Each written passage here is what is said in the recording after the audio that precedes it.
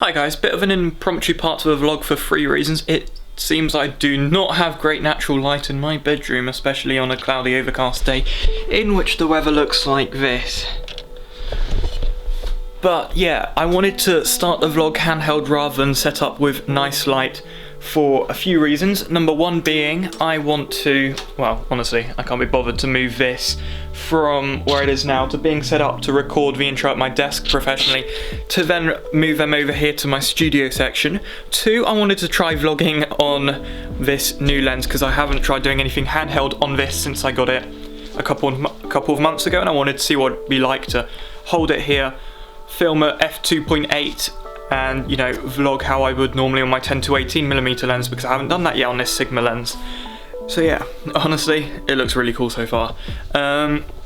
Lastly, because it gives me a chance to show you these lights to explain what I'm going to be working with in today's video, in which we are going to be shooting portraits in my bedroom, self-portraits in my bedroom, because I've had a bit of inspiration from Instagram. I want to film a YouTube video this week, and I put those two thoughts together to come to the idea of using my new studio setup to shoot some self-portraits with my new lens and my new lighting gear. So yeah, that's what we're going to be doing. Anyway, talking about the lighting gear, I have these two umbrella lights here, and then I also have this softbox here. So 3 pieces of lighting gear which we're going to be able to use for these photos. I have just switched over to the 10-18mm lens simply to give you a better idea of what we're working with today, as it is much wider than shooting at 18mm, shooting at 10mm. So yeah, this is the studio background which we're going to be shooting with. I'm doing portraits, that's pretty much just going to be my face.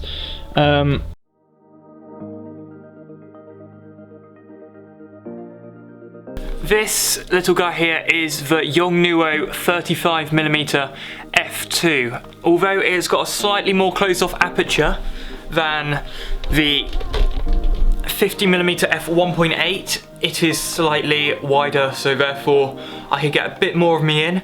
We'll have to see how it works with the black background though.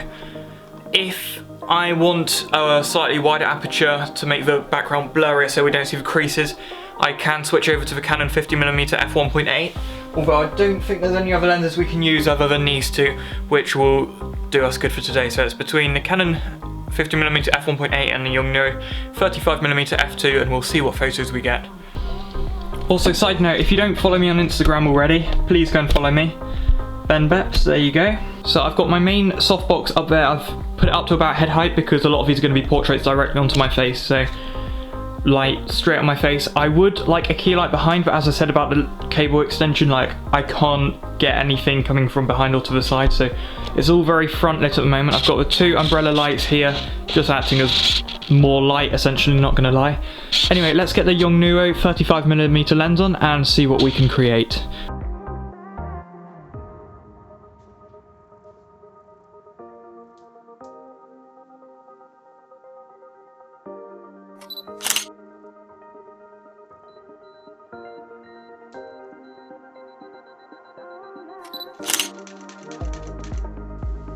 So I've had an idea. I could hold this camera out as like out of focus prop. It's a bit of an old one. It's an old Canon PowerShot, so it's not the kind of camera I'd be using.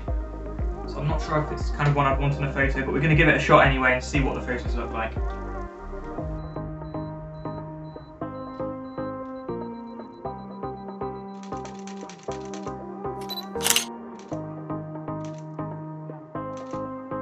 I did have a backup camera, but I can't remember what I did with it, my little vlogging camera, so I'm filming on my phone for now.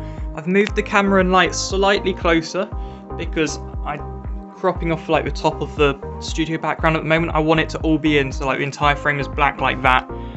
And also the tripod's a little bit too low for my head height, so I'm trying to just kneel a bit while taking photos. It's a bit awkward, but I'm hoping we can get something from this now.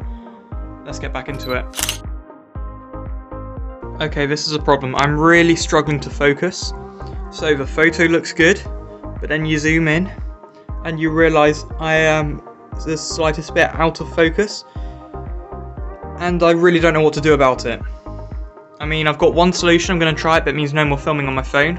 I'm going to pair the camera up with my phone. I'm going to focus on my phone via the Canon camera app and see if we can do the photos wirelessly like that. Other than that, I'm not sure what I'd do. Yes, that is so much better if you can see that. Just by doing the app on my phone, instantly, perfectly in focus. Yeah, I think we continue like this. Now we've got the focus sorted and just try and come up with some new poses, see what I can create.